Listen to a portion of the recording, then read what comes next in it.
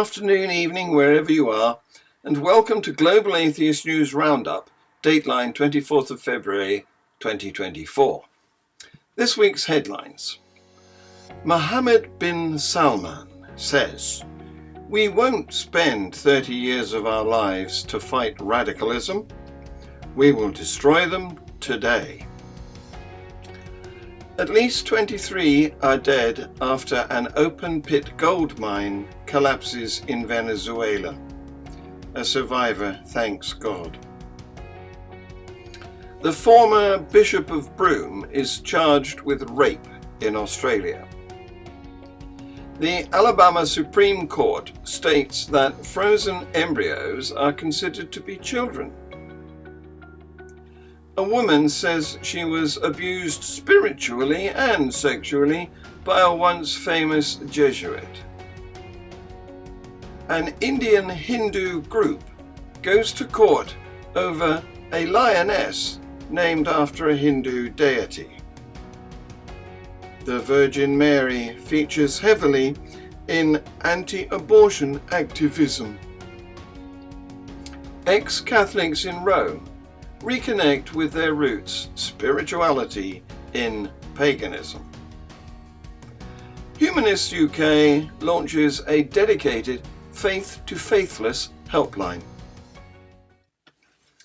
In Riyadh, speaking to an unveiled TV host, Mohammed bin Salman says, "We won't spend 30 years of our lives to fight radicalism. We will destroy them today." See this video. لن نضيع 30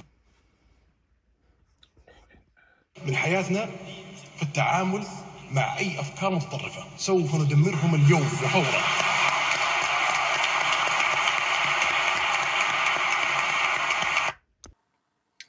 At least 23 people have died in central Venezuela after a wall of earth collapsed at an illegally operated gold mine while dozens of people were at work. Yogi Arciniega, a local official, told the AFP news agency on Wednesday that about 23 bodies had been recovered from the open-pit mine known as Bula Loca in the jungles of the state of Bolivar. One man thanked God for the miracle of his survival on BBC World Service Radio. Australian Bishop Christopher Saunders has been charged with rape and a string of historical sex offences, some against children. The 74-year-old was arrested in Broome on Wednesday after parallel investigations ordered by Western Australia Police and the Pope. Mr. Saunders has indicated he will plead not guilty to all the charges against him. He is one of the most senior Catholic clerics to face charges of this nature. Mr. Saunders is charged with 2 counts of rape, 14 counts of unlawful and indecent assault, and 3 counts of indecently dealing with a child as a person in authority. The alleged offending occurred in the remote West Australian towns of Broome, Kununurra, and the Aboriginal community of Kalumburu between 2008 and 2014. He was released on bail on Thursday and ordered to reside at his home until his next hearing in June. In a statement on Thursday, the Australian Catholic Bishops' Conference promised to cooperate with police and said the charges against Mr. Saunders were very serious and deeply distressing, especially for those making the allegations. It is right and proper, and indeed necessary, that all such allegations be thoroughly investigated, Perth Archbishop Timothy Costello said. Alabama Supreme Court has ruled that frozen embryos are considered children, and that a person could be held liable for accidentally destroying them. The decision has thrown the future of IVF treatments in the state into doubt, with a host of healthcare providers in the state suspending their service. Medical experts and reproductive advocacy groups warned that the ruling could have negative consequences for fertility treatments in Alabama and beyond. Some anti-abortion groups applauded the ruling, arguing that embryos deserve greater legal protection. The case stems from a wrongful death lawsuit brought by 3 couples whose embryos were lost at a fertility clinic in 2020. A patient had wandered into the place where the embryos were stored, handled them, and accidentally dropped them. As a result, the embryos were destroyed. The couples sought to sue the Centre for Reproductive Medicine and the Mobile Infirmary Association under the state's Wrongful Death of a Minor Act. That law covers fetuses, but it did not specifically cover embryos resulting from IVF. A lower court had ruled that the embryos did not qualify as a person or child, and that a wrongful death lawsuit could not proceed. But in its ruling, the Alabama Supreme Court sided with the couples and ruled that frozen embryos were considered to be children. The wrongful death law applied to all unborn children regardless of their location, the decision said. Concurring with the majority opinion, Chief Justice Tom Parker wrote, "Even before birth, all human beings have the image of God, and their lives cannot be destroyed without effacing his glory." The Medical Association of the State of Alabama said in a statement, "The significance of this decision impacts all Alabamians and will likely lead to fewer babies, children, grandchildren, nieces, nephews, and cousins as fertility options become limited for those who want to have a family." One of the first women who accused a once exalted Jesuit artist of spiritual, psychological, and sexual abuse went public on Wednesday to demand transparency from the Vatican and a full accounting of the hierarchs who covered for him for 30 years. Gloria Branciani appeared at a news conference with one of the most prominent Vatican-accredited lawyers in Rome, Laura Segro, to tell her story in public for the first time.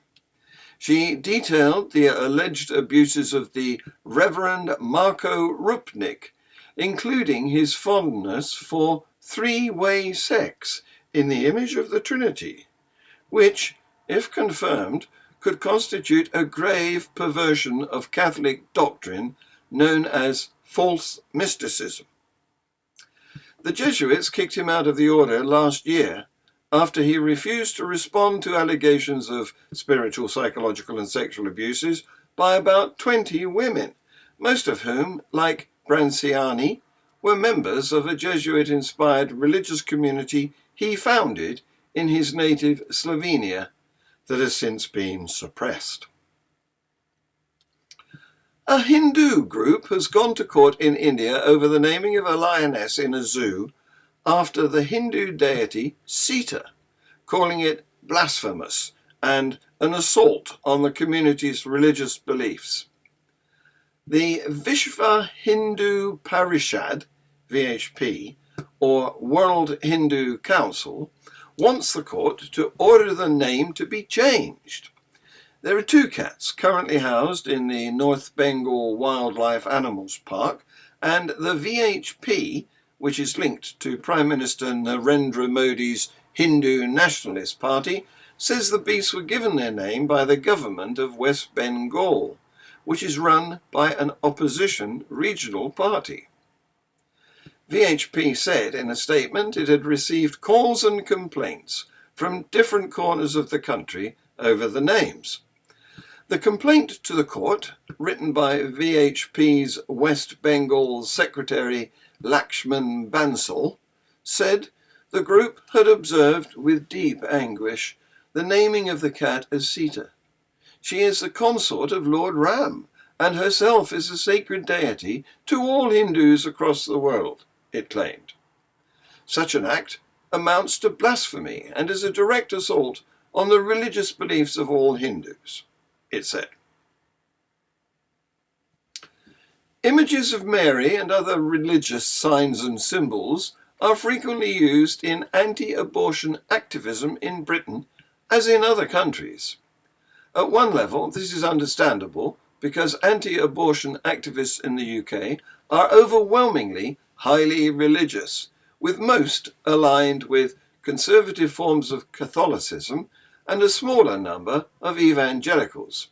Yet the use of these images also reveals important information about the activists' motivations and understandings, such as ideas about the nature of women. And many Catholics are concerned about the way their religion is being portrayed.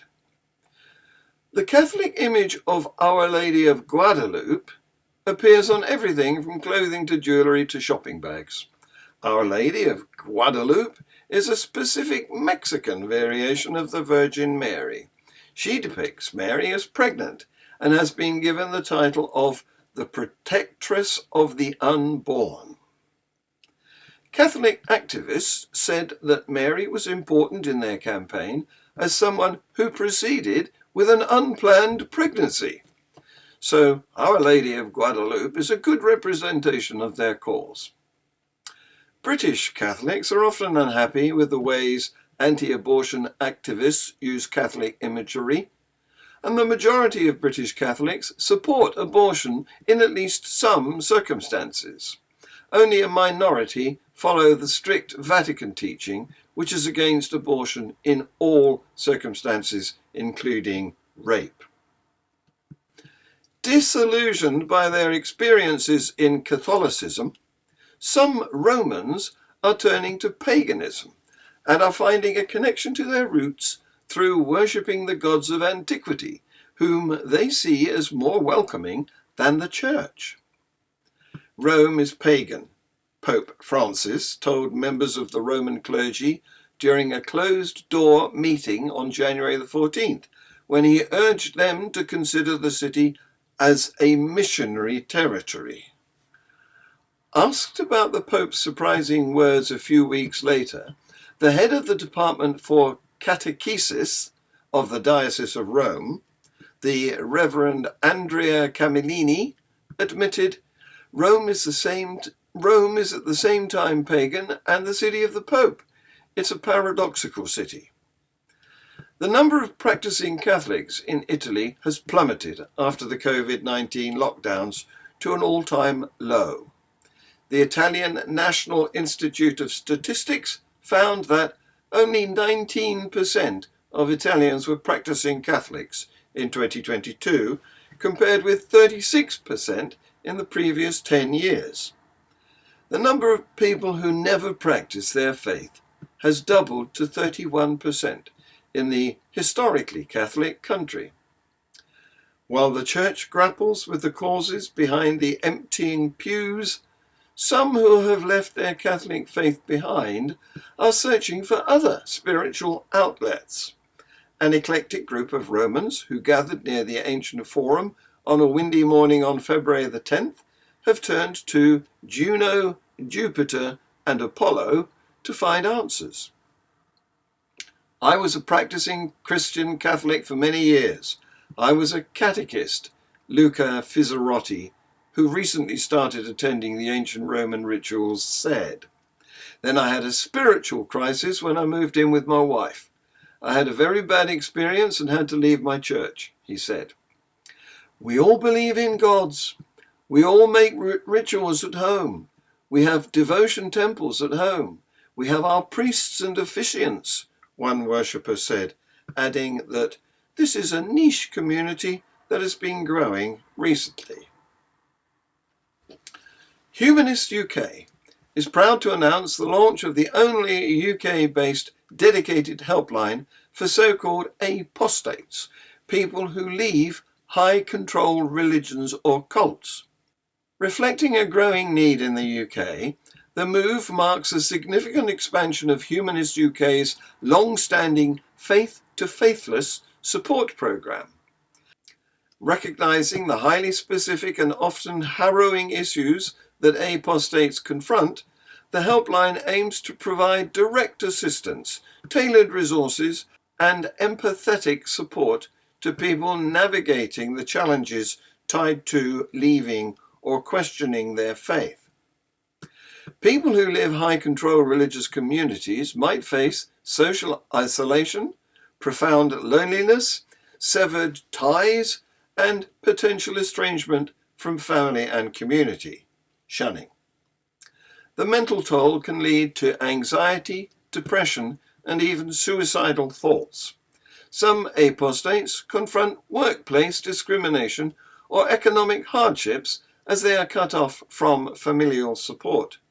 They might also grapple with stigma and ostracism, being labelled as traitors by their former communities and family members, becoming cut off from everyone they've ever known. Currently operating 3 days a week, this unique helpline is operated by a team of highly trained volunteers who understand the nuanced challenges faced by groups such as ex-Muslims, ex-Jehovah's Witnesses, ex-evangelicals, and ex-Mormons, as well as the complex needs faced by people leaving high-control religious communities. Following this news show, Tercia and I are going to discuss free will. She's a determinist, and I'm not. This has been Global Atheist News. Please like, subscribe, and share. Thank you for watching.